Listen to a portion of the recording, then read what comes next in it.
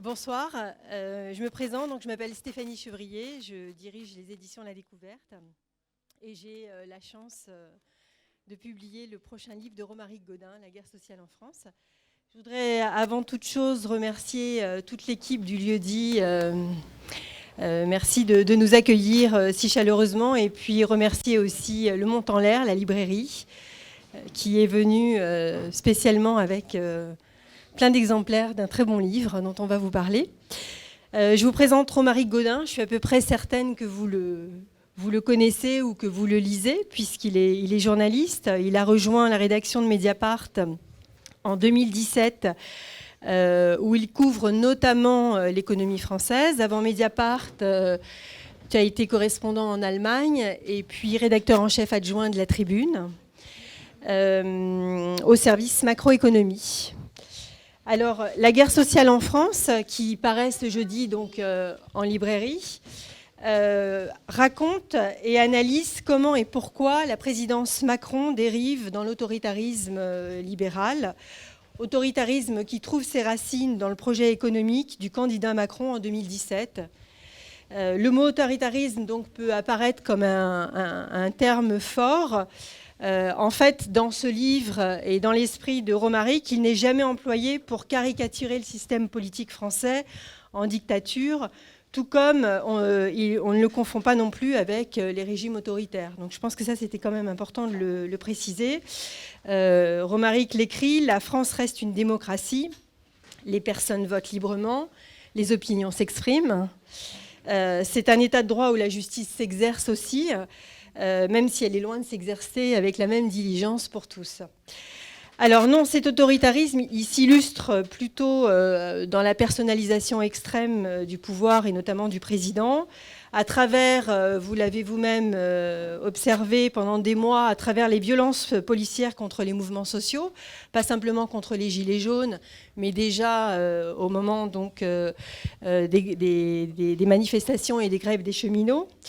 À travers les restrictions de plusieurs formes de liberté, notamment celle de manifester, mais aussi à travers les pressions exercées sur les journalistes, qui sont de plus en plus nombreuses, ces pressions, puisque on a vu que le pouvoir était très très curieux de connaître les sources des informations.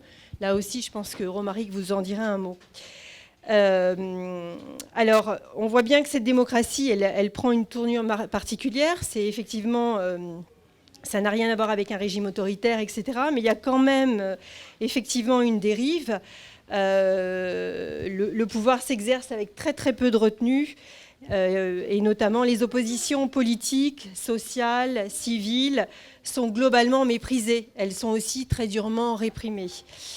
Alors, je pense qu'on peut peut-être commencer comme ça, c'est demander à Romaric d'où vient cette dérive autoritaire, ce durcissement de la démocratie, d'où vient-il et quelle forme il a pris depuis l'élection d'Emmanuel Macron à la présidence de la République. Donc on va commencer par ce thème-là, ce qui permettra donc à Romaric Gaudin de déployer son argument. Et puis je propose pour que la rencontre soit assez vivante, qu'on puisse ensuite échanger, vous peut-être poser des questions et Romaric y répondra. Merci. Merci beaucoup Stéphanie. Merci à tous d'être présents ce soir. C'est toujours un peu impressionnant de publier un livre. Voilà, donc effectivement, l'idée de ce livre, c'était de s'interroger sur la période qu'on vit politiquement, et donc ce que j'appelle ce durcissement de la démocratie, le durcissement du pouvoir, en tout cas du pouvoir en démocratie, avec vraiment l'utilisation, et c'est comme ça que j'ai essayé d'expliquer ce qu'était l'autoritarisme, l'utilisation de tous les leviers de pouvoir qui sont donnés à l'exécutif sans aucune retenue, et dans un régime qui est celui de la Ve République où les contre-pouvoirs sont déjà extrêmement faibles. Donc c'était cette évolution qui a été particulièrement forte en fait avec avec évidemment le mouvement des Gilets jaunes depuis novembre dernier, mais aussi, et Stéphanie l'a bien souligné, depuis le tout début en fait de ce quinquennat. Alors, en réalité, ce que j'essaye de montrer, c'est que le mouvement a commencé un peu avant, en 2010, notamment sous le quinquennat Sarkozy, où on a abandonné en fait une stratégie qui était celle de la France, que la France en fait avait adoptée dans les années 90. L'idée, c'est de partir d'un fait assez classique, qui est de dire, voilà, il y a en économie, on parle un peu de paradigme dominant, c'est-à-dire de façon dont le capitalisme est géré en fonction de ses propres besoins et de ses crises. Et depuis effectivement les années 70, il y a un mode de gestion du capitalisme qui s'est développé, que j'appelle, c'est pas moi qui l'ai inventé, mais le néolibéralisme, que j'essaye de définir en fait d'assez près. Ça avait déjà été fait auparavant, mais c'est une notion qui m'a paru, donc c'est le premier chapitre du livre, et c'est une notion qui m'a paru importante de préciser, parce que si on la comprend bien, en fait, on comprend mieux l'évolution de l'histoire contemporaine de la France, et notamment de l'histoire de ce quinquennat. Alors très brièvement, le néolibéralisme, c'est effectivement un libéralisme au sens où il estime que la justice se retrouve dans le marché libre, mais c'est un libéralisme qui prend en compte la nécessité de l'État. C'est un libéralisme qui prend en compte en fait le fait que, effectivement, lorsque l'on laisse les marchés aller sans réglementation et sans contrôle de l'État, eh bien, ça provoque des crises du style de celle de 1929. Sauf que le rôle de l'État n'est pas celui qu'on a connu avant, durant la période keynésienne. C'est simplement le rôle de pouvoir garantir le fonctionnement du marché et surtout son déploiement dans la société. Puisque le marché est le lieu de la justice, il doit être déployé le plus généralement, le plus largement possible. C'est-à-dire qu'on a en fait derrière le néolibéralisme un vrai projet de société, un projet culturel qui est celui effectivement de déployer le marché dans toutes les facettes de la vie et notamment de la vie quotidienne. Ce mode de gestion du capitalisme, il s'est déployé dans toutes les économies quasiment du monde maintenant, et il s'est déployé en fait selon des procédures assez différentes, parce qu'effectivement on avait dans chaque pays des particularités. Et en France, ce que j'essaye de montrer, c'est qu'on a eu un néolibéralisme assez vif qui a essayé de s'imposer au milieu des années 80 et encore un peu au début des années 90. Et puis, à chaque fois, ce projet-là s'est heurté à une vive résistance dans la rue, résistance sociale, mais pas seulement, aussi résistance électorale. C'est que, effectivement, tous ceux qui essayaient d'imposer ce mode de gestion du capitalisme perdaient les élections. Et comme la droite comme la gauche essayaient d'imposer ce mode de gestion du capitaliste, eh bien la droite et la gauche perdaient alternativement les élections les uns après les autres. Donc, mais effectivement, en réaction en fait à cette résistance du corps social français, les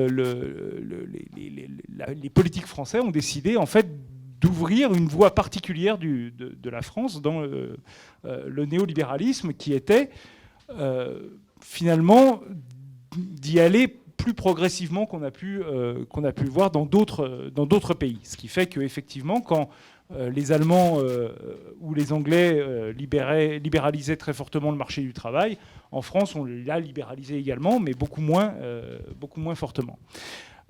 Et effectivement, ça a entraîné un très vif rejet en fait, des élites françaises, des élites économiques et intellectuelles françaises qui, après le tournant de la rigueur en 83, s'étaient tous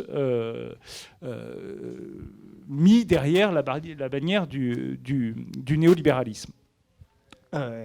Et effectivement, au milieu des années 2000, et particulièrement, et c'est assez paradoxal, au moment de la crise de 2008, avec la commission Attali, eh bien, les élites françaises ont essayé de dire que eh bien, cette voie particulière, cette voie que j'appelle une voie mixte, où on avait des réformes néolibérales et le maintien d'un État social assez fort encore, eh bien, cette voie mixte, elle devait s'arrêter et être remplacée par des réformes beaucoup plus vives et un changement en fait de cette voie vers un néolibéral beaucoup plus radical. Donc c'est ce que j'avais appelé le radicalisme, enfin la radicalisation en fait du néolibéralisme français, qui intervient en 2008 puis en 2010 avec notamment la commission Attali, et qui à partir de 2010 en fait prend le pouvoir en France à travers d'abord Nicolas Sarkozy puis François Hollande, sauf que effectivement ces deux présidents étaient encore pris dans l'ancien monde. Salut, ça va ? Dans l'ancien monde politique, où chaque parti en fait devait gérer des contradictions internes.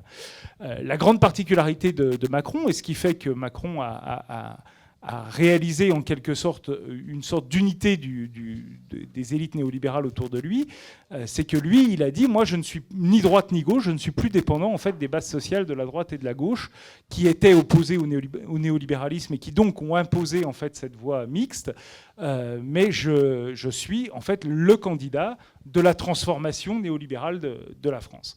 Et donc, à partir de ce moment-là, en 2017, donc on avait déjà vu en 2010 avec la réforme des retraites, puis en 2016 avec la réforme du droit du travail, des tentations très fortement autoritaires des gouvernements français, qui avaient soit totalement ignoré une forte mobilisation dans le cadre de la réforme des retraites, soit commencer une stratégie de maintien de l'ordre particulièrement dissuasive dans le cadre de la réforme de 2016, de la réforme El Khomri.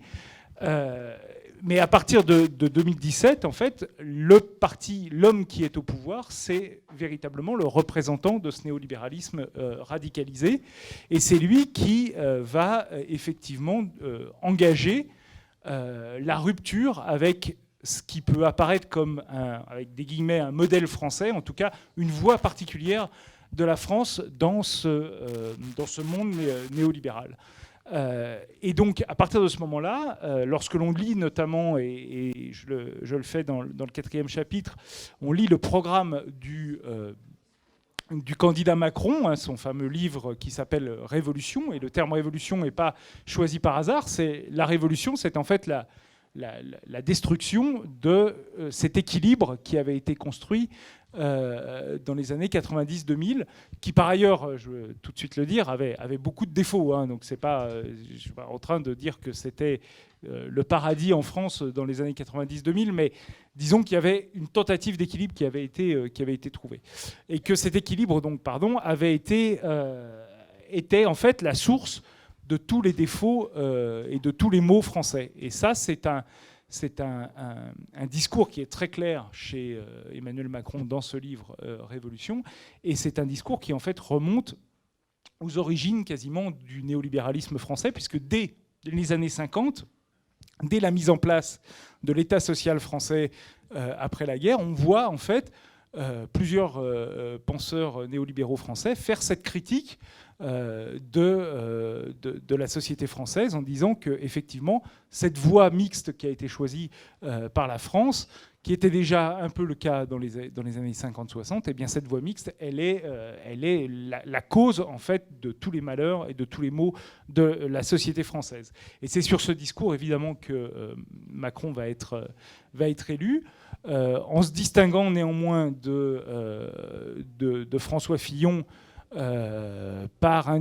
une forme de discours social. Et ça, c'est assez intéressant parce qu'on se rend compte qu'il y a dans le néolibéralisme, parce que le néolibéralisme a besoin de l'État et revendique ce besoin d'État, il y a une forme de pensée de gauche de substitution en quelque sorte. Une forme il s'appelle progressiste et c'est pas un hasard, c'est parce qu'en fait ils prétendent remplacer il y a toute la tradition de gauche par en fait une tradition néolibérale qui prétend défendre la justice sociale, puisque le marché est le lieu pour eux de la justice, puisque c'est en fait le marché trouve un équilibre qui est censé ne léser personne. Donc c'est un lieu de justice. Et donc si tout le monde peut avoir accès au marché, eh bien tout le monde aura accès à la justice. Et donc derrière cette idée-là, s'est développée l'idée que le néolibéralisme, c'est-à-dire le développement des marchés dans la société, avait une prétention à la justice sociale et au progressisme de gauche. Et c'est comme ça que, effectivement, Emmanuel Macron a pu fédérer une partie du centre droit avec une partie du centre gauche, c'est-à-dire c'est de fédérer des gens qui, jusqu'ici, en fait, se combattaient politiquement, alors qu'en fait, ils étaient d'accord sur tout. Et c'est cette coagulation qui va permettre à Macron d'arriver au pouvoir en 2017 et d'appliquer son programme. C'est vrai qu'on peut lui faire beaucoup de reproches, mais en tout cas pas celui de ne pas appliquer son programme. Il l'applique avec beaucoup de ferveur parce que précisément il est le produit de cette radicalisation du néolibéralisme, il est le produit de la commission Attali dont il a fait partie. Et c'est comme cela qu'il va mettre en place ces réformes que vous connaissez. Je vais vous les rappeler rapidement, mais c'est vrai qu'on a commencé dès 2017 par une réforme du marché du travail qui durcissait celle de 2016, qui, pour des raisons politiques, avait été légèrement amendée. Eh bien, en fait, tout ce qui avait été amendé a été retiré en 2017, et là, on est en grande partie, on est allé un petit peu plus loin encore. Effectivement, donc ça, c'est la première réforme, la réforme de la SNCF, pour ne citer qu'une autre qui est aussi symbolique, la réforme de la fiscalité, du capital, à la fois du patrimoine mobilier, donc de tout ce qui est les détentions directement capitalistiques, avec la réforme de l'ISF, et puis la réforme des revenus du capital avec la flat tax, le PFU, qui limite la fiscalité sur les revenus du capital à un niveau inférieur à celui de la fiscalité du travail. Donc ceux qui travaillent sont plus taxés que ceux qui simplement touchent des dividendes ou des revenus de placement. Donc ça, c'est trois grandes réformes qui sont un peu le cœur de la première vague de réformes qui est suivie en ce moment de deux autres réformes importantes, la réforme de l'assurance chômage, qui n'est pas une petite réforme, qui est une réforme quand même qui va toucher 50% des gens qui sont susceptibles d'être bénéficiaires de l'assurance chômage, qui va retirer 4 milliards sur 3 ans de prestations aux chômeurs. Donc 4 milliards, c'est l'équivalent de l'ISF qui était entre 3,5 et 5 selon les années. Ça, c'est la première réforme qui est votée, qui est décidée, qui va être mise en place. Et puis la réforme des retraites qui est à venir, qui est une réforme plus difficile à saisir sans doute, mais qui est néanmoins, par le fait qu'elle est individualisée, puisque c'est un système par points, par le fait qu'elle donne aux revenus les plus élevés l'obligation, en quelque sorte, d'avoir recours à de la capitalisation, est vraiment une réforme néolibérale, je dirais quasiment de modèle, parce que justement, il y a cette individualisation. Donc on a une vague de réformes structurelles de l'économie française qui est très forte, qui correspond vraiment au programme de la commission Attali. C'était déjà écrit en 2008-2010, puisque la commission a été mise en place en 2 années, et qui est quasiment sans compensation, parce qu'il n'y a pas de développement en réalité de l'État social en parallèle. Ce que vous avez en parallèle, c'est que vous avez des baisses d'impôts, mais les baisses d'impôts, dans un contexte européen où vous avez une obligation de désendettement, après le traité, le TSCG, les baisses d'impôts, ça veut dire que en fait, vous allez être obligé réduire vos dépenses publiques parce que vous réduisez vos recettes, et donc vous allez devoir en fait faire encore plus de réformes structurelles à terme. Donc c'est en fait les baisses d'impôts qui sont présentées comme des cadeaux ou des choses qui sont bienfaisantes pour les ménages. C'est sans doute le cas pour les ménages les plus aisés, mais c'est certainement pas fait pour développer l'État social comme ça a pu être le cas auparavant. C'est au contraire un mode de destruction de cet État social. Donc ça, c'est le premier élément.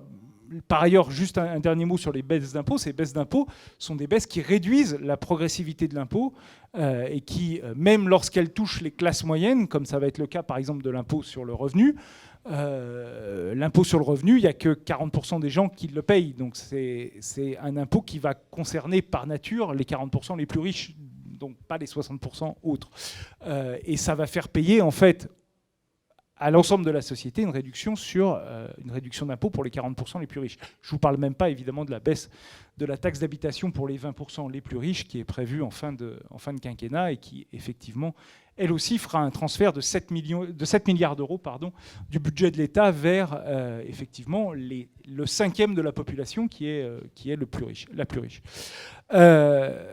Donc on a l'application vraiment systématique avec évidemment sa propre vie, c'est-à-dire que parfois, et là on a eu l'épisode Gilets jaunes sur lequel je vais revenir, mais on a parfois des pauses, on a parfois une nécessaire. Il ne peut pas non plus matraquer la société de façon continuelle. Et donc parfois, effectivement, on a des pauses, on va avoir des baisses d'impôts pour essayer de faire passer la pilule, comme c'est le cas actuellement. Et puis, sans doute, au début du prochain quinquennat, s'il est réélu, on aura à nouveau une période de réforme structurelle très forte pour le développer. Donc, on a vraiment l'application du programme de la commission Attali, c'est-à-dire le programme du néolibéralisme français radicalisé. Ce qui est intéressant, c'est de regarder, et ça je ne vous apprends rien d'une certaine façon, enfin peut-être, mais j'espère que je vous apprends quelque chose, mais bon. Ce qui est intéressant, c'est de regarder la réaction en fait, du corps social français à cette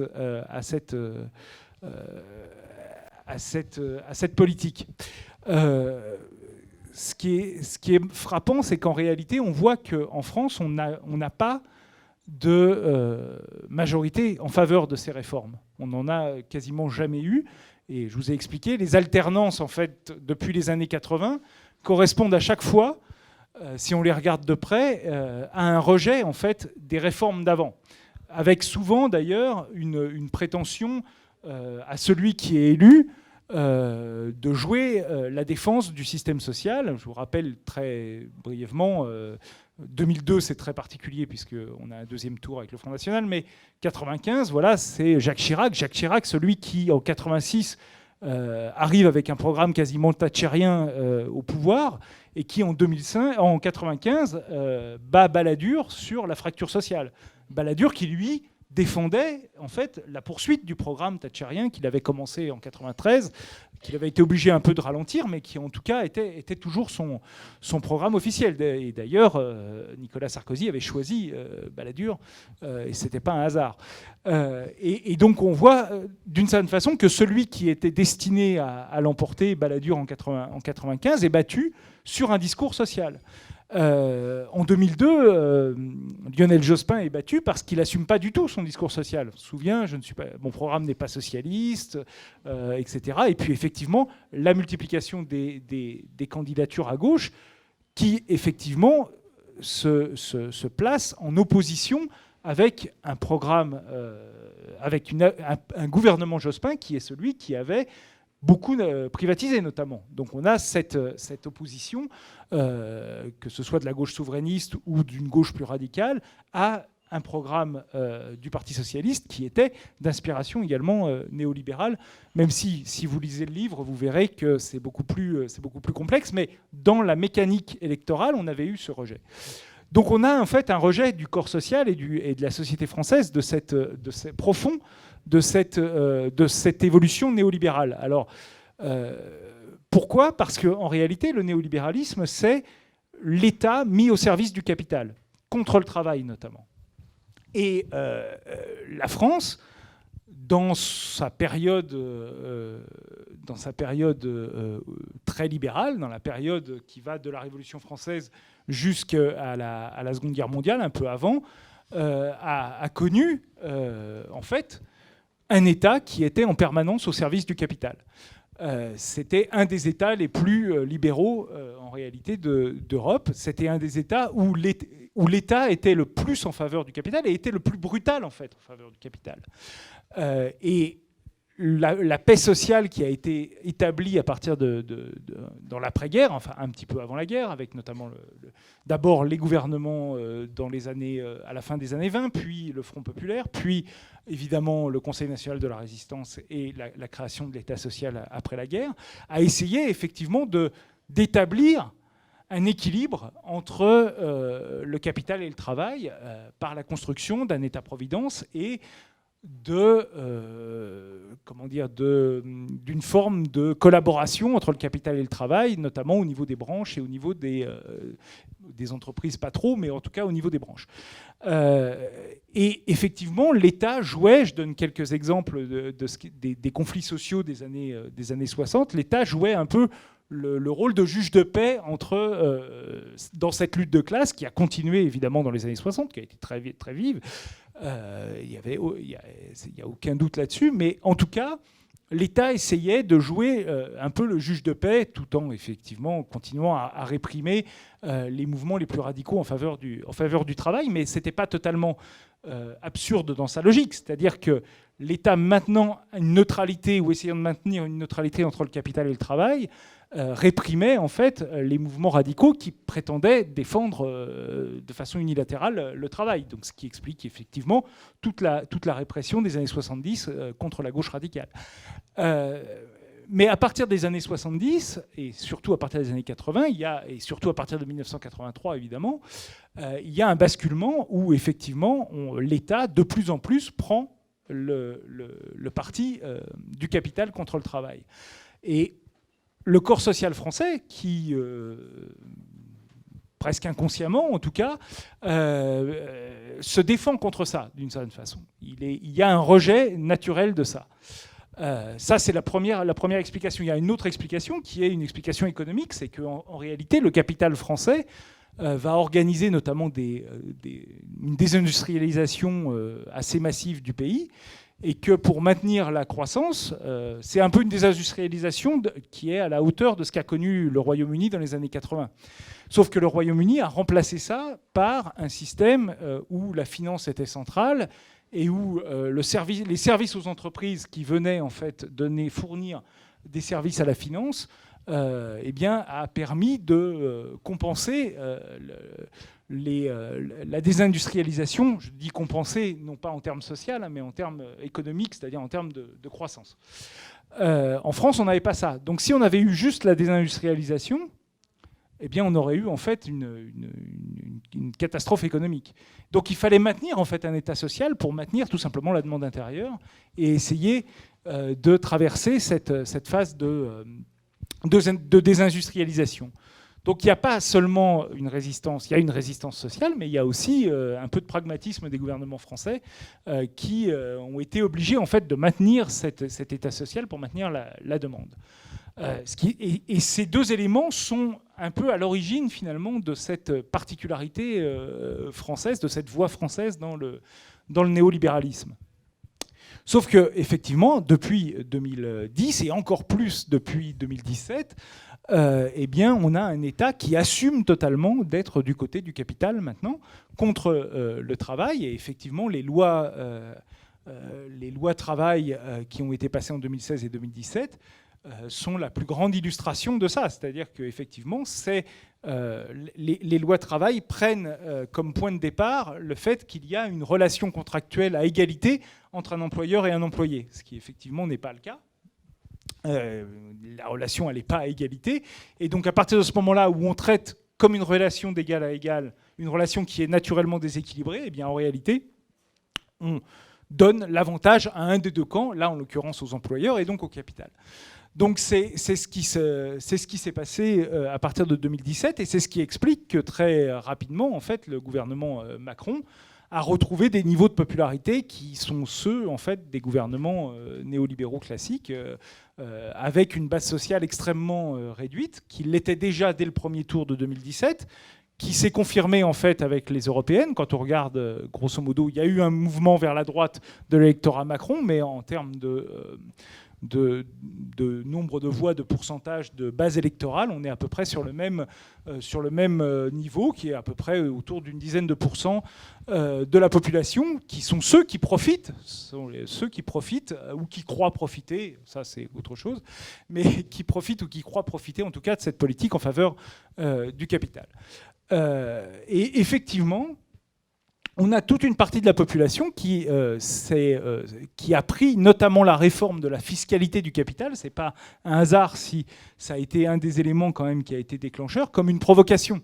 Et lorsque on a décidé de faire financer la transition écologique par une taxe carbone, alors qu'on venait de renoncer à près de 5 milliards de recettes en faveur du capital, eh bien, d'une certaine façon, on a jeté une allumette dans une poudrière et on a eu effectivement le mouvement des Gilets jaunes. Mais je voudrais juste insister sur le fait qu'effectivement, depuis le début, on a un mouvement social qui reste très fort et qui a été fort pendant les mouvements contre la loi travail, contre la SNCF, même si, effectivement, conformément à ce qui se passe depuis 2010, le gouvernement n'a tenu aucun compte de ces mouvements. Donc, aujourd'hui, on se retrouve effectivement avec un gouvernement qui mène une politique très claire, qui déroule en réalité donc, ce programme néolibéral face à un corps social qui n'en veut pas. Face à... Alors, les pourcentages, c'est toujours un peu compliqué, je ne veux pas rentrer, mais face à une population, on va dire, entre 70 et 80% des gens qui, en réalité, rejettent profondément cette politique, pour des raisons souvent différentes. On y reviendra si vous voulez, parce que c'est vrai qu'il n'y a pas un rejet d'un bloc, ce sont des mouvements qui sont sporadiques, mais je dirais que c'est des mouvements qui correspondent à ce qu'est le néolibéralisme, c'est-à-dire l'individualisation, la pression au quotidien dans le travail. Et donc, effectivement, les réactions, elles sont souvent individuelles, elles peuvent prendre des formes totalement différentes. Ça peut être le mal-être au travail, j'en parle pas trop, mais ce sont des choses qui sont connues, documentées, on le fait beaucoup à Mediapart. Ça peut être effectivement ces poussées de violence, ces poussées de colère qu'on voit depuis le mois de novembre dernier avec le mouvement des Gilets jaunes.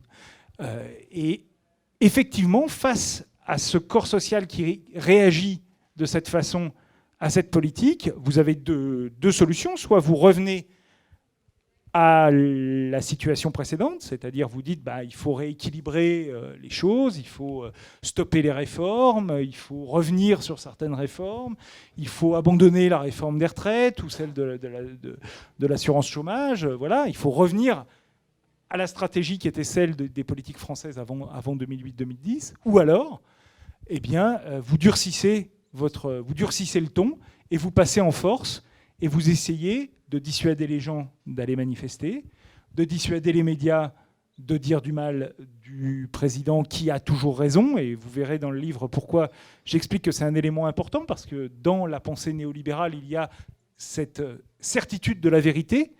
Si vous regardez, pour être un peu dans l'actualité, la réaction à ce qui s'est passé au discours de Greta Thunberg hier à New York, la réaction d'Emmanuel Macron, mais également de tous les éditorialistes des grandes chaînes en continu, etc. Vous voyez ça, ils ont raison.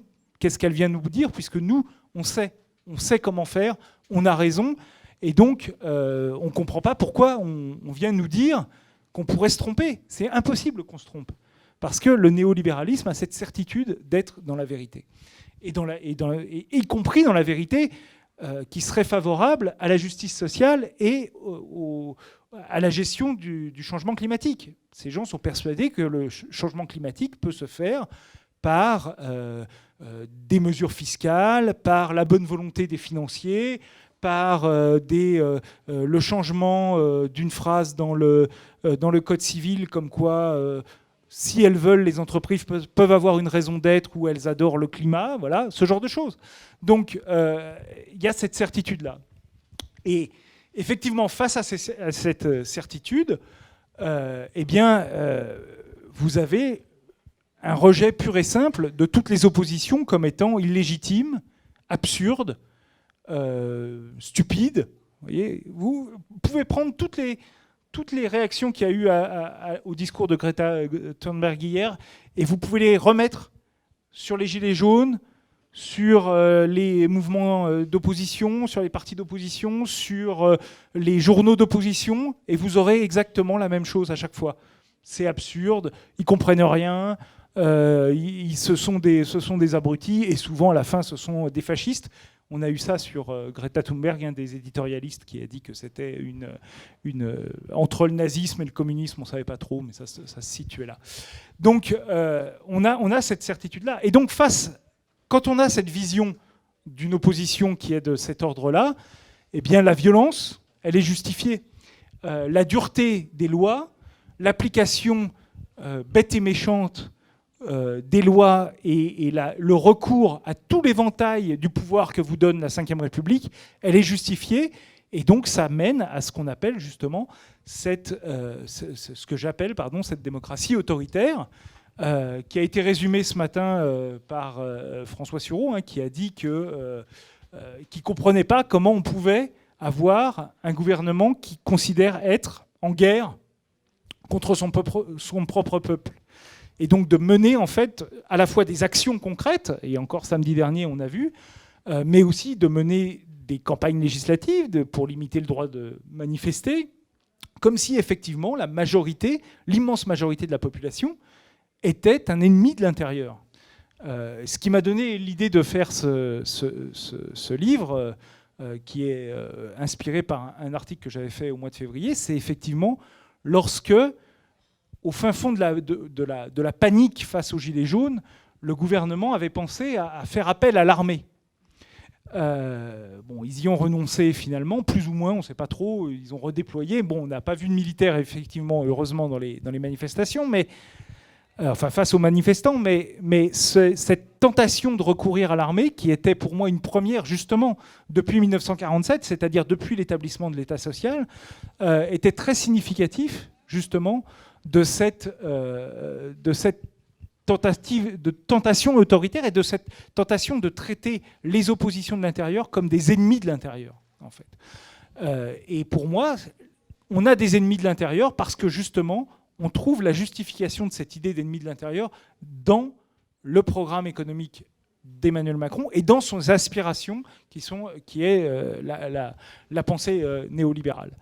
Donc voilà, c'est un peu la position que je défends dans ce livre, où j'essaye à la fois de faire tout le trajet historique que je vous ai décrit, et puis de donner un aperçu de la situation actuelle, en essayant, en conclusion, alors c'est évidemment l'exercice le plus difficile, celui que j'aurais pas voulu faire, que je voulais pas faire, mais que j'ai été obligé de faire parce que c'est comme ça, qui est celui un peu d'essayer de comprendre ce qui peut se passer effectivement dans les prochaines années, dans une situation comme celle-là, avec effectivement une démocratie qui fonctionne particulièrement mal, puisque c'est une démocratie où c'est, je dirais, le moins pire qui est élu en permanence.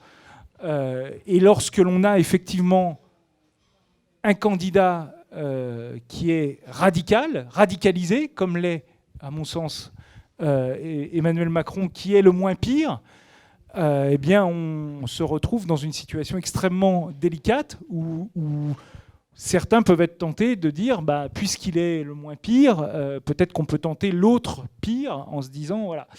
Et donc, il y a un vrai danger, à mon avis, de pouvoir glisser vers effectivement une élection où le parti ou un parti fascisant pourrait l'emporter.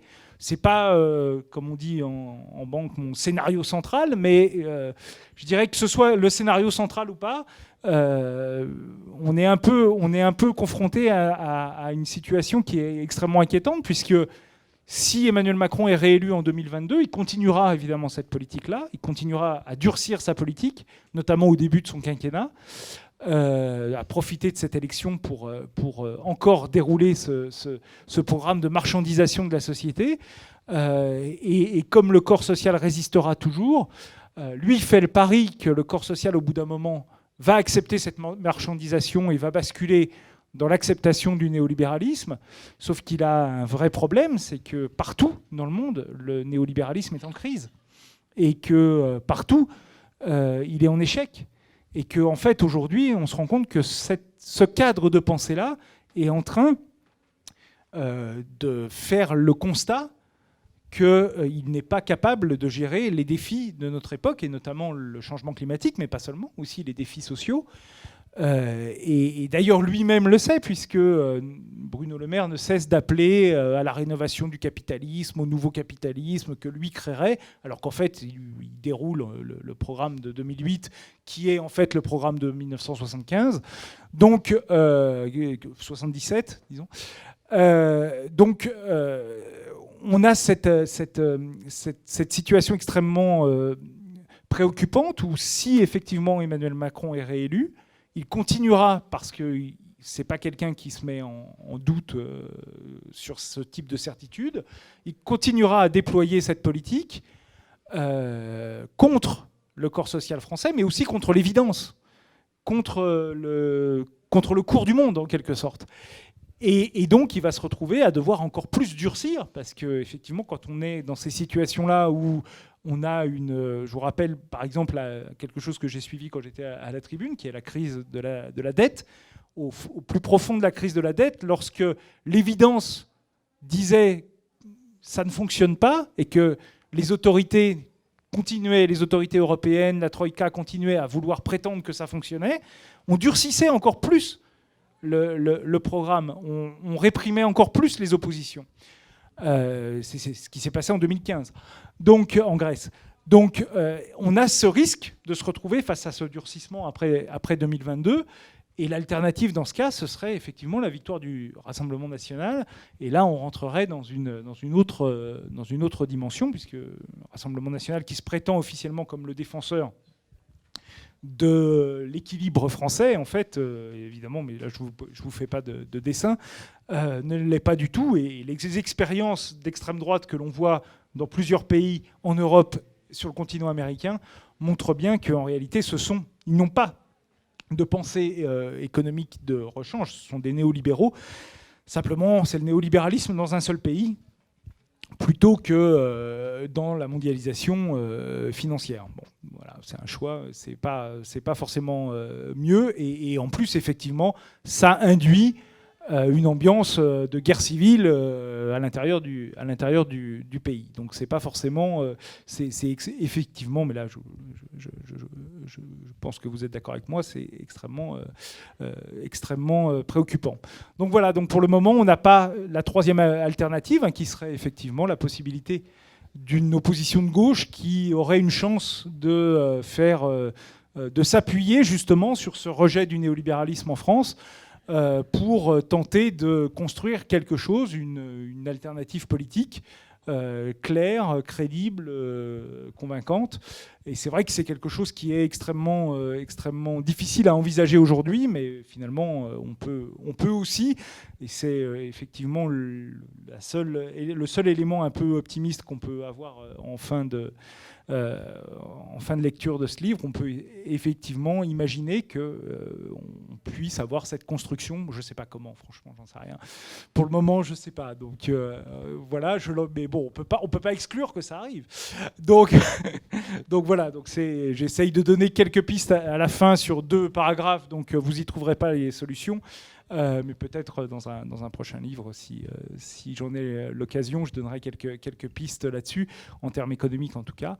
Mais en tout cas, c'est peut-être effectivement la seule solution pour éviter une fuite en avant, qui est vraiment une fuite en avant dans le durcissement autoritaire de la démocratie, voire effectivement le basculement dans un régime qui là serait ouvertement autoritaire.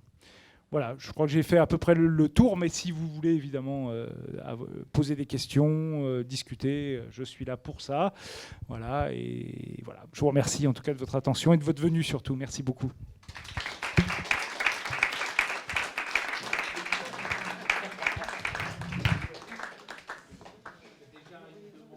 Oui, madame, monsieur.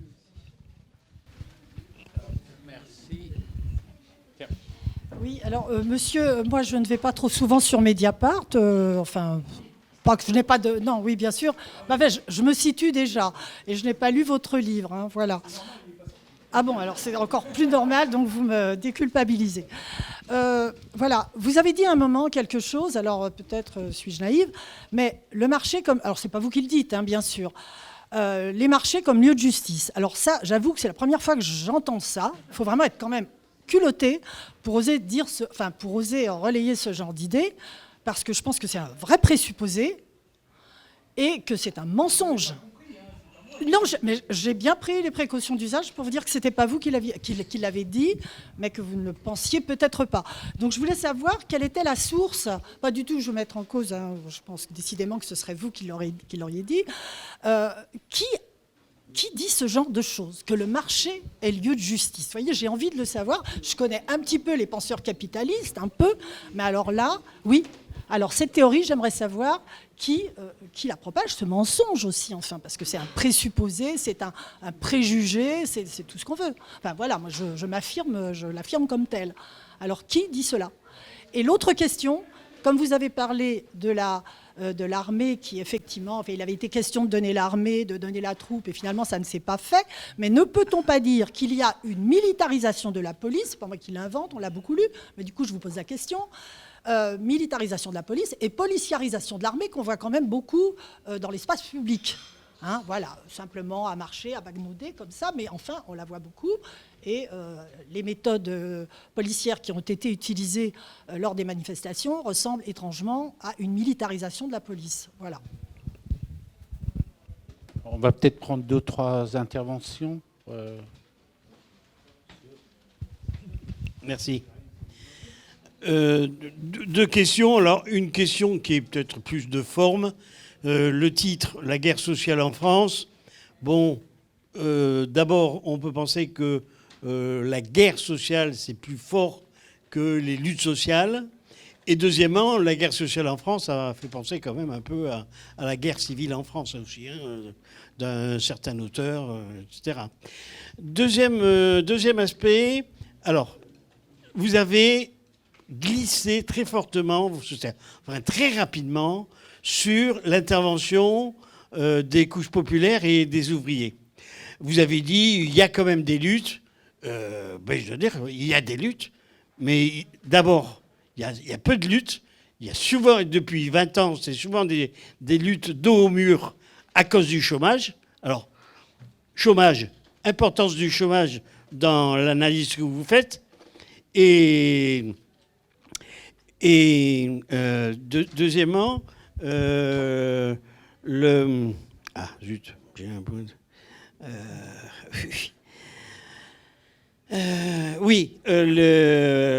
Ces luttes-là, quand il y en a, alors déjà, au niveau des grèves, je ne connais pas les statistiques des grèves, mais il me semble que ça décroît fortement. Et deuxièmement,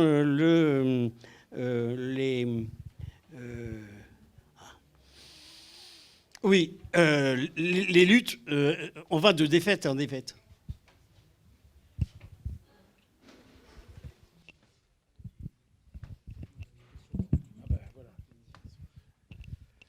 Bonjour.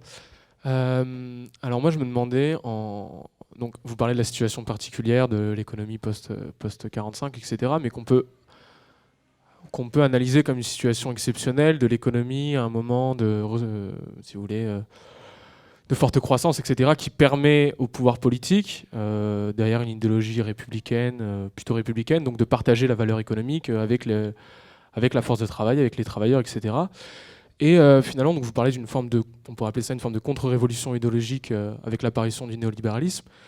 Et donc, qu'est-ce que vous pensez finalement? Est-ce que vous pensez dans une autre analyse, plutôt marxiste, on aurait tendance à dire qu'au milieu des années 70-80, c'est plutôt une forme de restructuration du capitalisme, avec un ralentissement de la croissance, donc une difficulté maintenant majeure des gouvernements à partager la valeur économique avec les travailleurs, qui fait que justement les luttes sociales sont de plus en plus difficiles pour partager la valeur.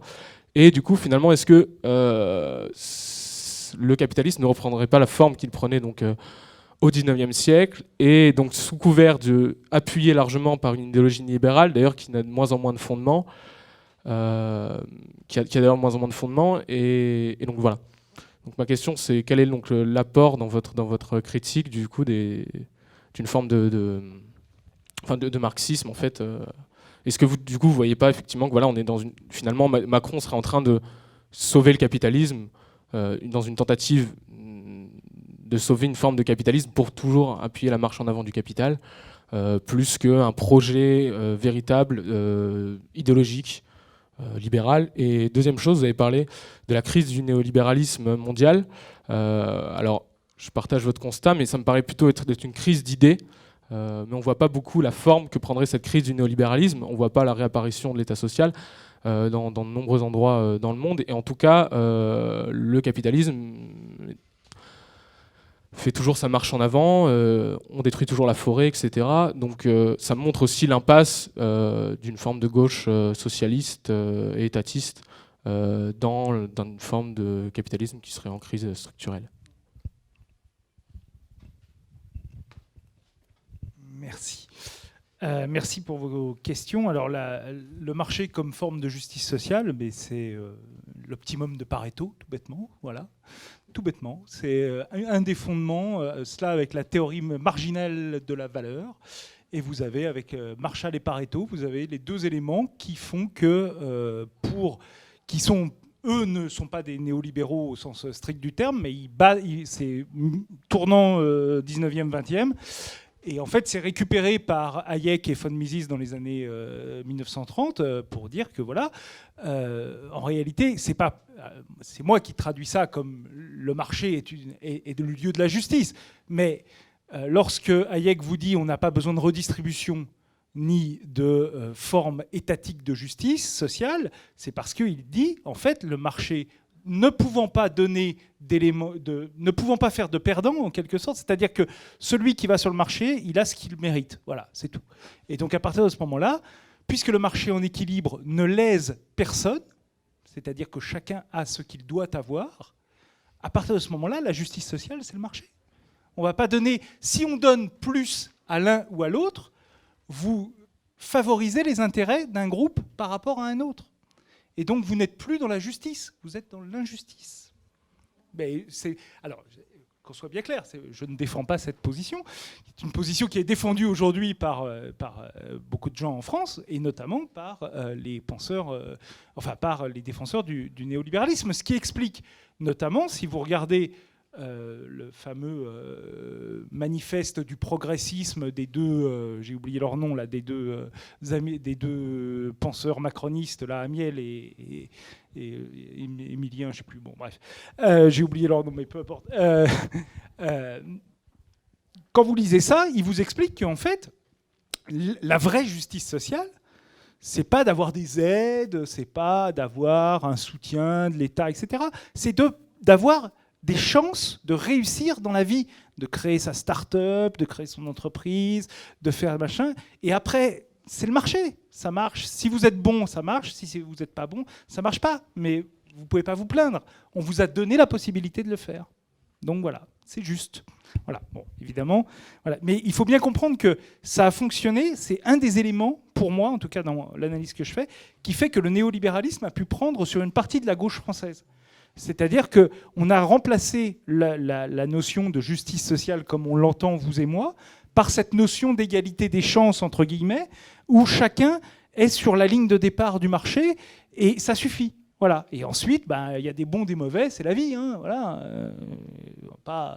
Voilà. Alors, comme il faut que tout le monde revienne en fait à la ligne de départ, on peut prévoir des filets de protection. C'est la différence avec le libéralisme manchestérien du 19e siècle, où on laissait mourir les gens, c'est pas grave.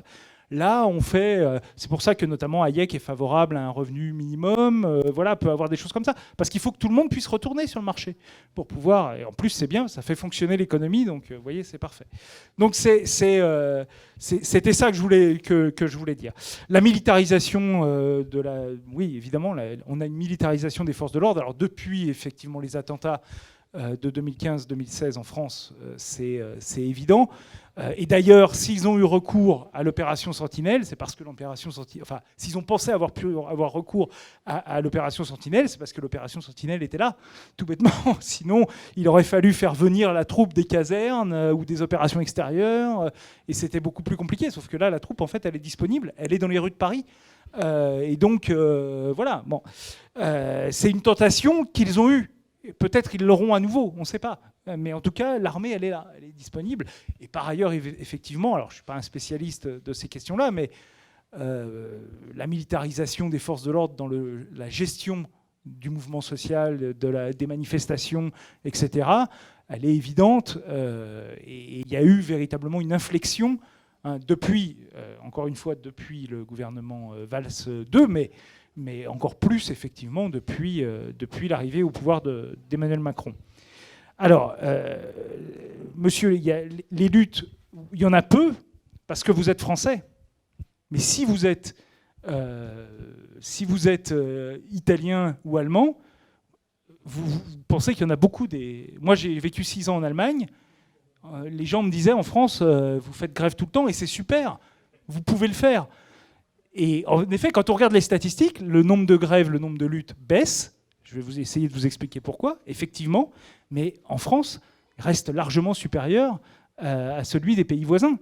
Ce qui va dans le sens de ce que je défends, c'est-à-dire qu'il y a une résistance du corps social qui s'exprime comme elle peut, c'est-à-dire dans un contexte de chômage élevé, vous l'avez dit, de répression, et ça j'insiste beaucoup, de répression quotidienne dans le travail, favorisée par les lois notamment qui favorisent les licenciements, etc.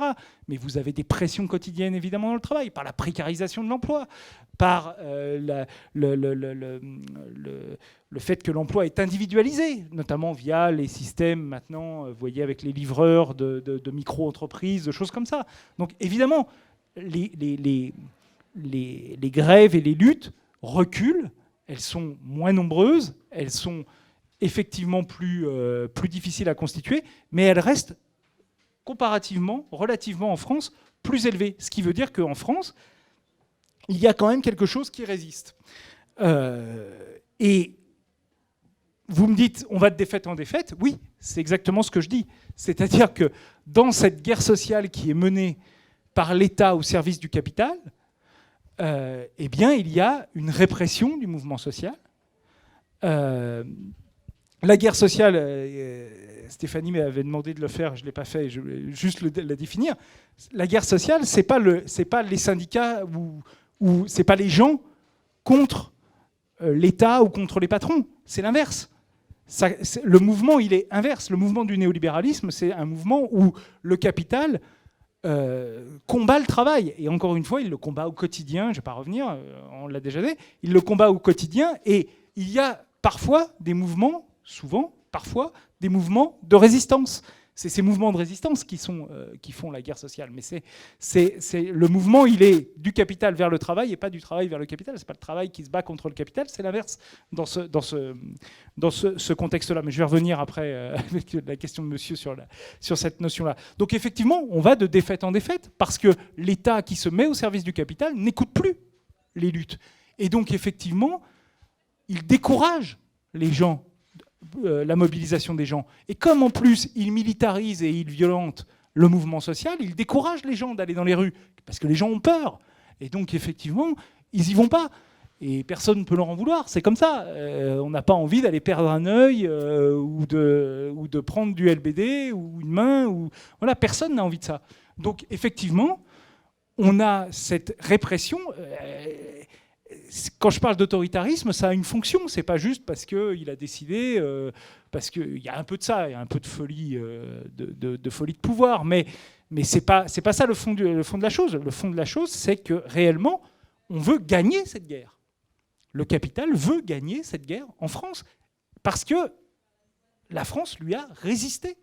Et donc, il y a une volonté de véritablement soumettre le mouvement social. C'est pour ça que je comprends très bien ce que vous ressentez. C'est très juste. Et ça correspond en fait à ce que j'essaye de montrer dans mon livre.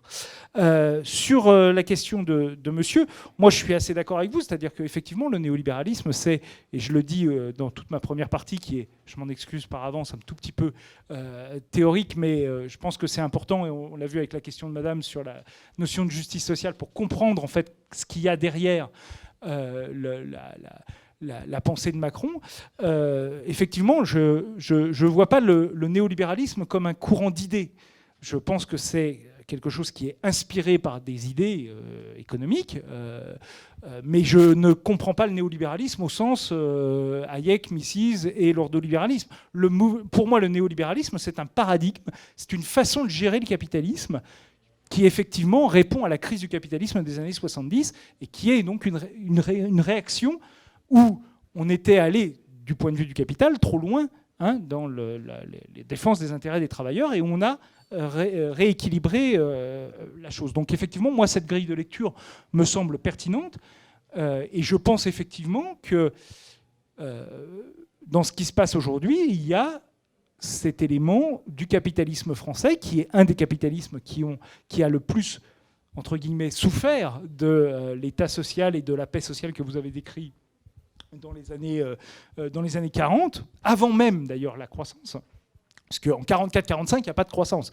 Il y a une reconstruction, mais il n'y a pas encore la croissance. Donc voilà. Et on a construit les premières bases de l'État social en France dans les années 20-30, quand il y avait assez peu de croissance, en fait. Donc cette notion de croissance, elle est vraie, mais en même temps, ce n'est pas toujours avec la croissance qu'on doit redistribuer. Ça ne fonctionne pas toujours comme ça. Mais peu importe. L'idée, c'est vraiment de dire effectivement que le capital essaye de prendre sa revanche. C'est une revanche du capitalisme français qui a été, encore une fois, un capitalisme qui a eu un de ceux qui a eu le plus de pouvoir en Europe. C'est-à-dire quand on pense au capitalisme allemand, dès le 19e siècle, il est pris, il est engoncé dans tout un tas de règlements, il est limité par le droit des propriétaires terriens, il est limité par le développement d'un État social dès les années 1870-80, et donc il se débrouille avec ça. Le capitalisme français, il n'a jamais eu ça. Jusque dans les années 1900, tout début des années 1900, il n'y avait aucune loi sociale en France, ça n'existait pas. Et quand on en demandait, on envoyait la troupe, on tirait, on faisait 10 000 morts et on n'en parlait plus.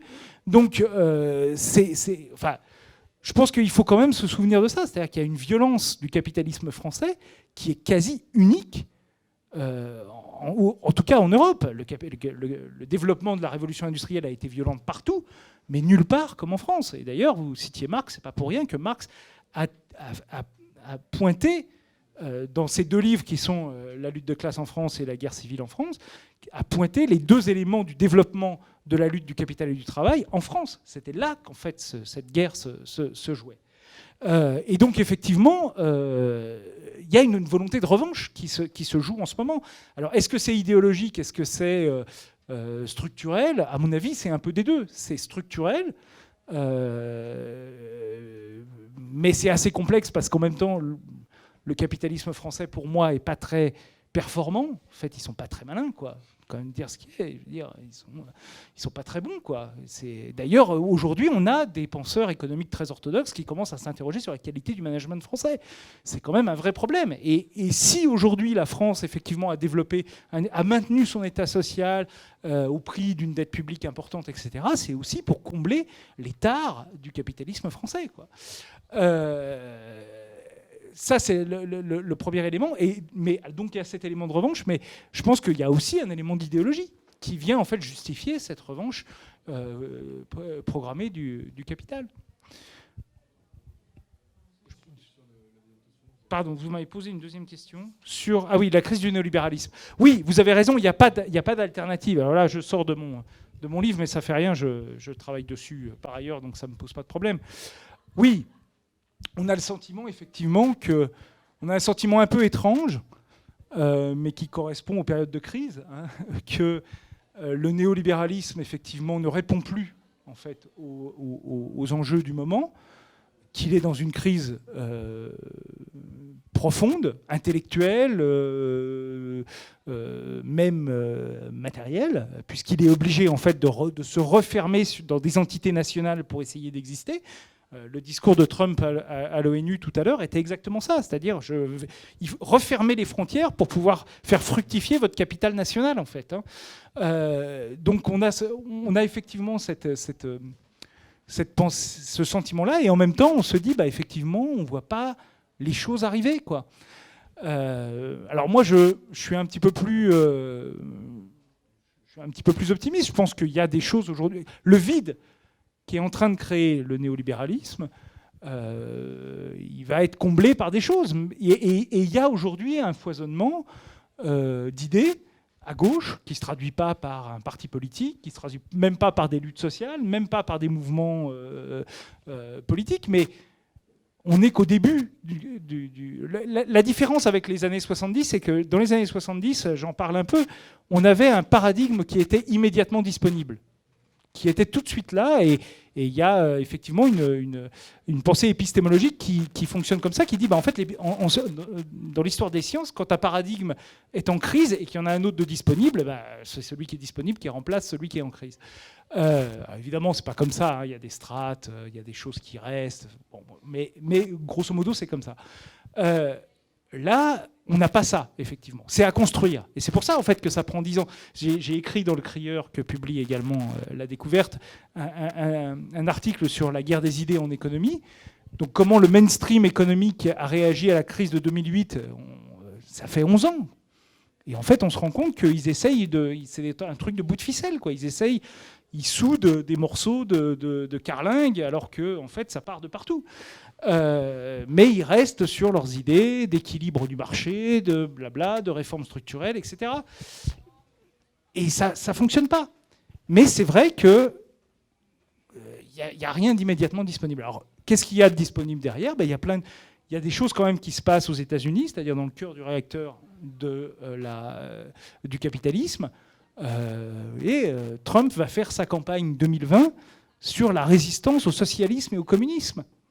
Alors, ok, bon, c'est Trump, voilà. Mais c'est aussi parce qu'on n'a jamais autant employé le mot socialisme aux États-Unis que depuis ces 4-5 dernières années. Qu'aujourd'hui, il y a un foisonnement, qu'aujourd'hui, il y a plein de penseurs qui étaient mainstream, qui commencent à se poser la question de se dire que tout ça ne fonctionne pas. Alors, il y en a qui sont tentés de revenir à un vieux keynésianisme, etc. Mais voilà, ça c'est la vie intellectuelle. Et tout ça va, à un moment, donner lieu à des propositions qui seront intéressantes, qu'on critiquera, voilà. Mais il faut, à un moment, que ce travail intellectuel soit fait. Encore une fois, le problème, c'est toujours le même. Je reviens à la question de monsieur. C'est que dans la société néolibérale, les gens sont atomisés. Et donc, pour leur faire recroire à nouveau à quelque chose de collectif, c'est très compliqué. Mais en même temps, à la fois la montée des inégalités et la question du changement climatique montrent avec évidence qu'il y a un besoin de collectif. Et donc, à un moment, il faudra bien trouver des solutions autres que les paroles d'Emmanuel Macron à l'ONU pour régler le changement climatique. Il faudra bien... Voilà. Quand on sera rendu compte que ce n'est pas Total qui va nous sauver, il faudra bien trouver autre chose. Voilà. Donc voilà, je suis d'accord avec vous. Hein. On n'a pas le sentiment que le capitalisme est en danger, mais peut-être qu'on se trompe. Peut-être qu'on ne le voit pas. Voilà.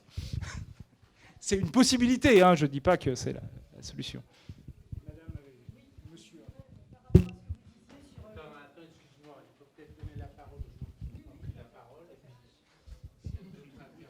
Est-ce qu'il y a d'autres interventions ?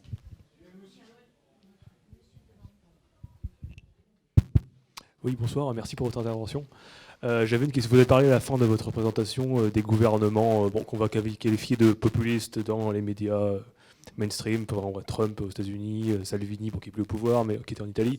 Est-ce que, selon vous, on ne trouve pas dans ces gouvernements une certaine remise en cause du néolibéralisme ? Enfin, comme vous l'avez dit, Trump il se pose comme un défenseur du capitalisme, mais est-ce que dans le cas des États-Unis sur les questions commerciales et dans le cas de l'Italie sur les questions budgétaires, on ne voit pas quand même point dans une certaine remise en cause des aspects qui sont constitutifs du néolibéralisme ?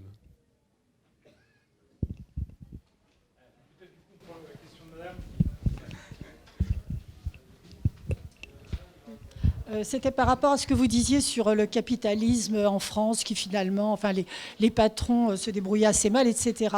Mais il y a quand même quelque chose, quand je dis qui pointe son nez, c'est un euphémisme qui est mis en œuvre quand même, qui met en œuvre dangereusement des alternatives, enfin c'est même pas une alternative au capitalisme, c'est un nouveau capitalisme qui est le capitalisme de plateforme, qui atomise les individus, qui fait que pour l'instant, beaucoup vivant dans cette ubérisation, n'ont pas de droits sociaux, se sentent démunis pour pouvoir répondre collectivement à des acquis sociaux, enfin avoir des droits sociaux. Donc le capitalisme, là, il est en train de se reconstituer, et je trouve personnellement qu'il n'y a pas assez de réflexion peut-être là-dessus, sur cette nouvelle forme du capitalisme, dont on est aussi un peu partie prenante avec les nouvelles technologies, l'innovation dont on nous rebat les oreilles. Bon, c'est quand même aussi de l'idéologie toujours en œuvre là. Voilà.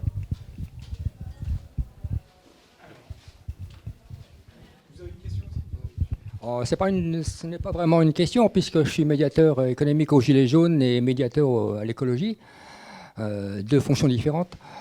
Est-ce que... Comment dirais-je ? Oui, est-ce que vous parlez un tout petit peu du qualificatif, comme a dit madame, les phénomènes d'ubérisation dans votre livre ? Petite question.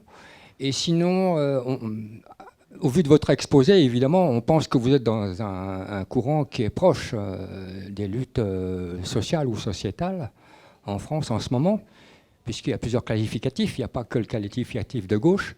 Alors à ce sujet-là, deuxième petite question, est-ce que ça ne serait pas peut-être une variante envisageable par vous de changer encore à la dernière minute votre titre de livre pour que ce soit plus clair, je veux dire, pour la population, de dire par exemple n'assistons-nous pas à une guerre contre le peuple plus social du monde en France ? Vous voyez, quelque chose qui serait à la fois plus suggestif, vous voyez, mais gentil, mais bien incisif et qu'on comprenne mieux. Vous voyez ce que je veux dire ? C'est juste par rapport à l'optimum de Pareto qui est supposé connu, voilà, des choses comme ça. Et qui, oui. Non, mais c'est juste pour... non, bien sûr, mais comme s'il n'est pas encore publié, donc peut-être vous pouvez encore... C'est terminé, tant pis pour moi. Heureusement, comme il sort jeudi, il est imprimé.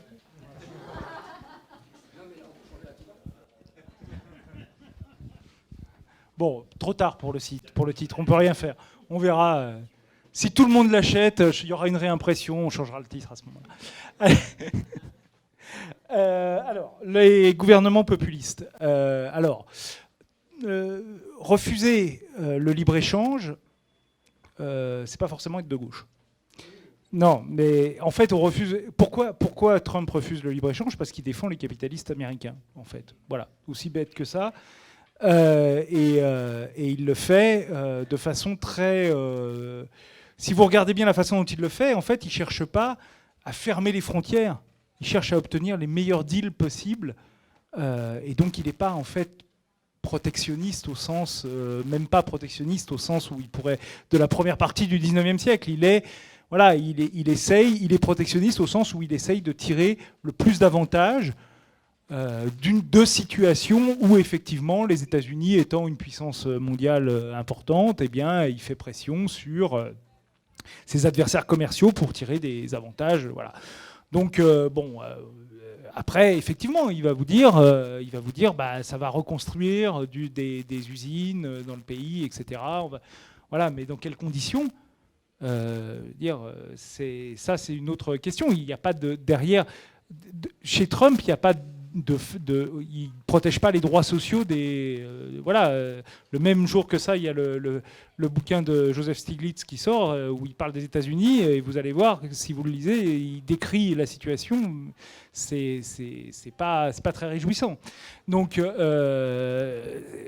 c'est effectivement la justice sociale au sens que j'ai décrit à madame tout à l'heure, mais seulement dans un seul pays, quoi. Voilà. Et on protège en fait les profits des capitalistes du pays parce qu'ils sont mis à mal par effectivement des gens qui ont un coût du travail plus faible, etc. Bon. Donc moi, ça, pour Trump, j'y crois pas. Pour l'Italie, alors l'Italie, c'était un peu plus compliqué parce qu'effectivement, il y avait cette mise en scène du combat avec la Commission européenne, donc de lutte contre l'austérité, etc. Mais je parle de Salvini, hein, pas de 5 étoiles. Les 5 étoiles ont obtenu un revenu minimum qui n'en est pas un, qui est en fait entre notre RSA et le Hartz IV allemand, qui est un revenu conditionné, en plus très conditionné, puisque vous avez une carte et vous ne pouvez dépenser que certains produits. Donc on vous dit bien ce que vous devez, parce que comme vous êtes pauvre, vous pouvez, des fois que vous partiez aux Seychelles avec, hein, on ne vous donne pas d'argent, on vous donne une carte et vous avez le droit d'acheter que des trucs. Donc bon, ok, c'est mieux, vous allez me dire, c'est mieux que rien peut-être, mais bon, c'est pas l'idée qu'on peut se faire forcément d'un programme très social. Première chose. Deuxième chose, pourquoi le gouvernement a cédé ? Parce qu'en fait, il voulait faire la flat tax. Il voulait faire une flat tax sur les entreprises de 25%, qui était de 20%, pardon. Non, de 15%, pardon, je me suis trompé, il y en avait deux, de 15%, qui est l'obsession de Salvini, en fait, et qui fait campagne depuis qu'il a pris la tête de la Ligue sur cette histoire de flat tax sur l'impôt sur les sociétés. Donc, qu'est-ce que c'est qu'une flat tax de l'impôt sur les sociétés ? C'est la fin de la progressivité. Un des rares pays en Europe, l'Italie, qui avait une progressivité de l'impôt sur les sociétés qui disparaît, plus une baisse. Et donc, c'est libérer de l'argent pour le camp du capital. Donc, c'est du néolibéralisme pur et dur. Et d'ailleurs, si vous regardez tout ce qui tourne autour du programme économique de Salvini, et notamment un de ses anciens secrétaires d'État qui s'appelle Siri et qui a été celui qui a fait le programme autour de la flat tax, c'est quelqu'un qui est totalement dans les milieux libertariens américains. Voilà, donc il n'est pas du tout... voilà, on n'est pas du tout là dans un basculement, et on pourrait prendre l'exemple de la Hongrie, ce serait exactement pareil. On a vu qu'il y a eu aussi une défense la Pologne, c'est exactement le même voilà, donc on voit très bien qu'en fait c'est ce qu'on appelle les populistes, en fait c'est de l'extrême droite, hein, joue sur la création d'une forme d'unité nationale factice via un système de bouc émissaire sur les migrants, les étrangers, etc., pour en fait faire passer les réformes néolibérales. C'est assez classique, hein, j'invente rien, mais bon, c'est comme ça. Donc ça, c'était votre première question, si je ne me trompe pas. Ah oui, l'ubérisation. Madame posait également la question. Alors je suis désolé, j'en ai pas trop parlé effectivement dans ce livre, parce que je fais pas trop de projections, et que bon, c'est un livre qui est plus politique que dans le détail de l'évolution des formes de capitalisme. Et puis c'est central, c'est important, mais c'est encore un peu marginal. Mais ce que vous dites est juste, sauf que c'est pas un nouveau capitalisme en réalité. C'est la logique néolibérale poussée à son extrême. Et si vous regardez la façon, ce qui me fait dire que peut-être j'aurais dû en parler effectivement, mais c'était, je l'ai rédigé avant, donc j'ai pas pu. La façon dont, dans la loi sur les mobilités, le gouvernement Macron envisage notamment le statut des livreurs, et ben vous voyez qu'en réalité, il n'a rien fait pour que, alors que la Californie vient de faire en sorte que les personnes ubérisées soient considérées comme des CDI, des salariés normaux en tout cas. En France, on a dit « Ah ben non, surtout pas ». Voilà. Donc, il y a effectivement cette idée, et on a justifié ça en disant « Bah oui, mais vous comprenez, ça donne du travail aux jeunes de banlieue ». Et c'est là où on rejoint l'idée de justice sociale dont je vous parlais tout à l'heure. C'est les jeunes de banlieue, si tout ce que les socialistes ou la gauche a à leur proposer, c'est de leur donner de l'argent pour qu'ils continuent à traîner, c'est pas moi qui le dis, on est bien d'accord, pour qu'ils continuent à traîner dans leur quartier. Mais nous, on les fait travailler et ils vont sur le marché. Et s'ils sont très bons, ils vont réussir dans la vie. Bon, évidemment, 90% des gens resteront livreurs, Deliveroo. Mais il y en a peut-être 10% qui pourront mettre un peu d'argent de côté, deviendront des livreurs super recherchés, monteront leur propre plateforme, machin, voilà.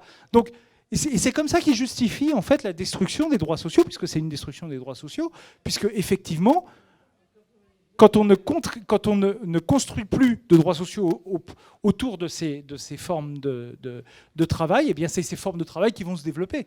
Donc là, on rejoint la question que posait monsieur, c'est-à-dire comment va évoluer le capitalisme, c'est-à-dire que le néolibéralisme a effectivement un devenir qui est celui de ce capitalisme de plateforme, qui est une forme radicalisée, excessive, extrême de sa pensée de justice par le marché.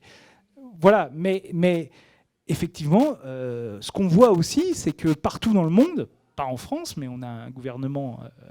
voilà, mais partout dans le monde, on commence aussi à avoir des réflexions autour de ça. Et encore une fois, aux États-Unis, le pays qui a inventé ce système de plateforme, on commence à avoir aujourd'hui la construction de droits sociaux autour de ça, la revendication de droits sociaux autour de ça, la lutte autour de ça, ce qui est assez étonnant dans un pays comme les États-Unis, mais les États-Unis aujourd'hui sont marqués par de nombreuses luttes sociales chez les enseignants, dans les gens qui travaillent dans les plateformes. Et donc, il y a quelque chose qui se passe dans le cœur du capitalisme contemporain. Je voudrais juste ajouter quelque chose, c'est que il y a le film de Ken Loach qui sort et qui traite évidemment de tous ces sujets, mais on a vu, y compris dans l'édition, on a vu une autre forme d'atomisation des travailleurs par le statut d'auto-entrepreneur. Je ne sais pas si vous avez constaté, mais c'est quelque chose qui se développe et qui se développe dans beaucoup de secteurs, pas simplement dans la livraison. Donc ça fait partie aussi des choses inquiétantes. Ce qui est, juste pour terminer, ce qui est assez intéressant, c'est que, en fait, une des façons de brouiller les pistes, c'est de faire croire au monde du travail qu'il est dans le monde du capital, en fait. Hein, et la micro-entreprise, c'est exactement ça. C'est-à-dire, on vous fait croire qu'en fait, vous êtes entrepreneur, donc capitaliste. Vous avez un capital, vous avez effectivement... vous payez des charges sociales URSSAF, vous êtes patron. Et en réalité, vous êtes quoi? Vous êtes fournisseur de travail. Point barre. Et simplement, il y a cette façon... mais qu'on peut développer. Hein. C'est aussi le cas des petits artisans, d'un certain nombre de patrons de PME qui sont... et d'ailleurs, les Gilets jaunes, il y a beaucoup de gens qui sont issus de ce petit capital qui, en fait, n'est pas du capital. C'est du travail. C'est une forme de travail qui parfois peut se transformer, peut s'accumuler, etc. Mais la plupart des gens, ils accumulent... Enfin, en fait, ils vivent... Ils se versent un salaire fictif. Donc, c'est pas du salaire, mais c'est... Voilà. Oui, bien sûr, c'est imposé par la façon dont fonctionne le capitalisme. Mais comme ça, effectivement, les pistes sont brouillées et du coup, vous demandez la baisse des impôts sur les revenus du capital parce qu'effectivement, si vous êtes petit patron, votre salaire, en fait, c'est du revenu du capital. Donc, vous dites, moi, je suis pour la baisse le PFU, c'est super, voilà, quoi. Mais il y a un brouillage qui se joue à ce niveau-là, quoi. Monsieur et...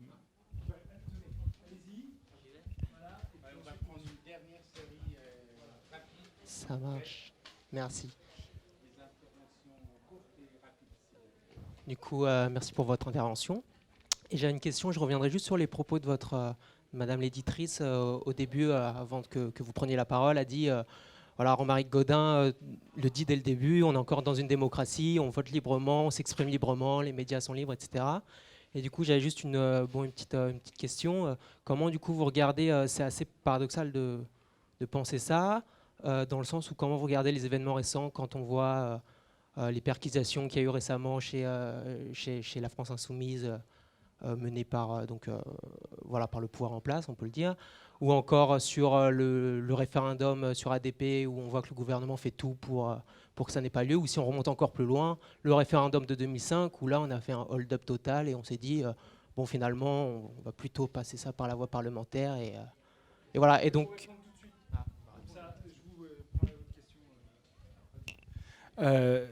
Quand on dit ça, on dit simplement qu'on est dans une démocratie formelle. Mais ça veut dire quoi? Ça veut dire qu'en fait, tous les événements que vous m'avez donnés, qui sont effectivement dans plusieurs cas des scandales démocratiques, c'est-à-dire qu'effectivement, c'est des pressions sur l'opposition, c'est le fait de ne pas parler d'un référendum, d'essayer de... Voilà, ce sont des détournements, mais tout est légal. Tout est légal. Donc, c'est l'état de droit. C'est exactement ce que je décris comme étant une démocratie autoritaire. C'est-à-dire que les formes de la démocratie sont maintenues, mais en fait, on utilise tous les moyens pour les détourner en fait, contre l'esprit de la démocratie, contre la vie démocratique. C'est pas la même chose. Dire qu'on est dans une démocratie parce qu'effectivement, on a le droit de vote, on peut, nous, se réunir ce soir et dire tout le mal qu'on pense d'Emmanuel Macron, et pour le moment, il n'y a pas d'énergie qui arrive et qui nous tape dessus, pour le moment. J'ai pas dit que ça allait, mais pour le moment, c'est comme ça, on en est la preuve. Mais ça veut pas dire qu'il y a une vie démocratique qui est pleine et entière. Ça veut pas dire que le pouvoir n'abuse pas, en fait, du pouvoir que lui a donné la démocratie pour effectivement casser le mouvement social, les oppositions, toutes ces choses-là. Ça veut pas dire non plus que le pouvoir est légitime. Ça ne veut pas dire que parce que le mode de scrutin, parce que le vote par défaut, parce que tout ça, mais tout ça est légal. Tout ça est démocratique au sens où, formellement, en France, ce n'est pas quelqu'un qui décide, formellement je dis, qui décide de qui est député, de qui est président de la République et de qui, formellement. Mais ça ne veut pas dire qu'en réalité, ça ne se passe pas comme ça. Et effectivement, par exemple, pour les députés, on sait très bien que c'est le président de la République qui décide qui est député. Bon, après, il y a des élections et heureusement, il y a quand même une représentation de l'opposition, mais on voit bien qu'il y a un effet totalement déformant. Donc voilà, c'est ça que je voulais dire. Mais effectivement, il n'y a pas de...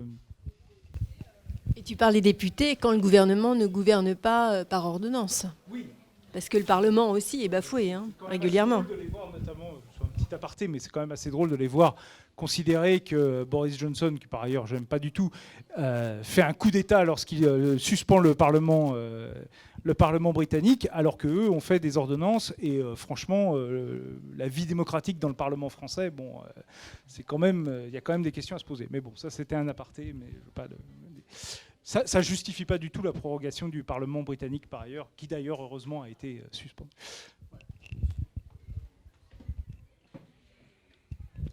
Oui, une question peut-être un peu bête.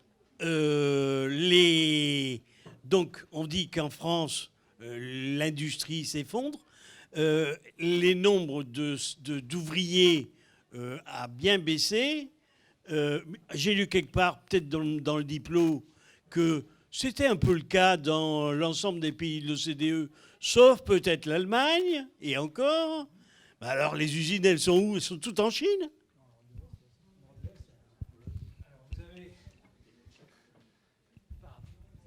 Vous avez un mouvement, contrairement à ce qu'on pense en fait, vous avez un mouvement global de désindustrialisation.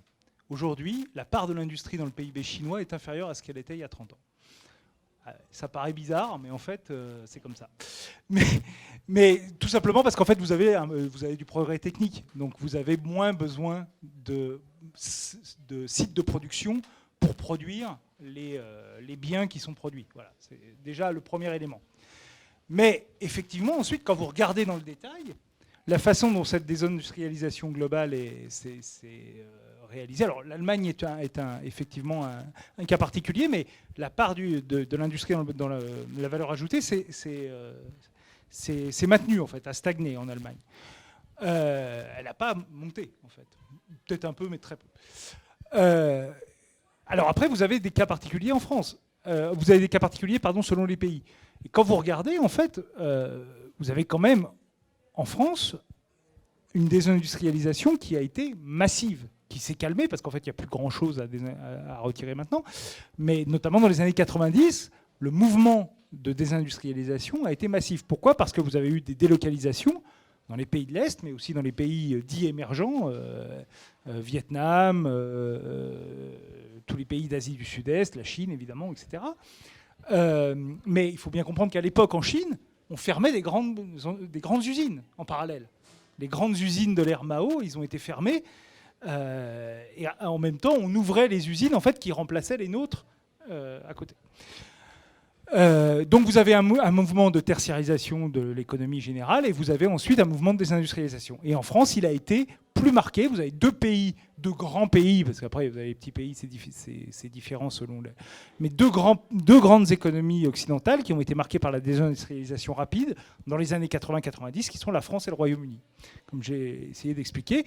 Et les États-Unis, c'est intervenu un petit peu plus tard. C'est aussi assez fort, mais un peu moins qu'en France. Mais voilà, vous avez plusieurs raisons à ça. Hein. Vous avez le choix de la délocalisation. Vous avez le fait que l'Allemagne a fait du dumping social et salarial à partir du milieu des années 90 et que du coup, voilà, mais même avant, parce qu'en fait avant vous avez eu des accords avec les syndicats allemands pour faire de la modération salariale dès les années 95-96 en fait. Et donc les produits français ont perdu en compétitivité assez rapidement. Voilà, vous avez ce mouvement-là qui est très fort en France et qui caractérise maintenant vraiment l'économie française. En Italie, par exemple, on parlait de l'Italie, il y a une désindustrialisation, mais elle est beaucoup moins forte, par exemple. Elle est beaucoup moins forte. Voilà. Je vous en prie. Merci beaucoup d'être venu, en tout cas. Merci à vous.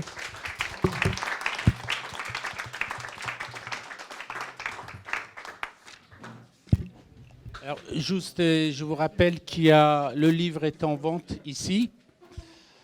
Vous pouvez l'acheter dès ce soir. Et puis,